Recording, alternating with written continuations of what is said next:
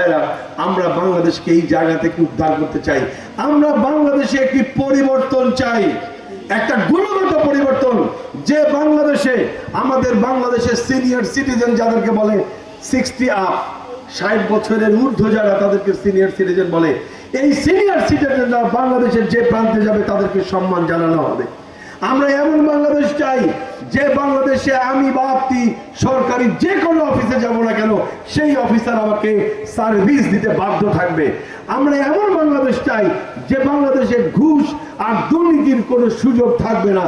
আমরা এমন বাংলাদেশ চাই যে বাংলাদেশে আমার সন্তানেরা আমার দেশে বসেই পড়াশোনা করবে, তাকে বিদেশে যেতে হবে না। আমরা এমন বাংলাদেশ চাই যে বাংলাদেশে প্রত্যেকটি মানুষ তার অধিকার ঘরে বসেই বুঝে পাবে, অধিকারের জন্য সরকারি অফিসের দাঁড়ে দাঁড়ে ঘুরে বেড়াতে হবে না।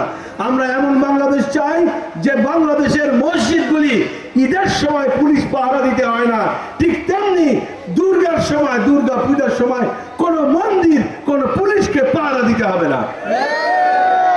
আমরা এমন একটি সাম্য সম্প্রীতির বাংলাদেশ চাই।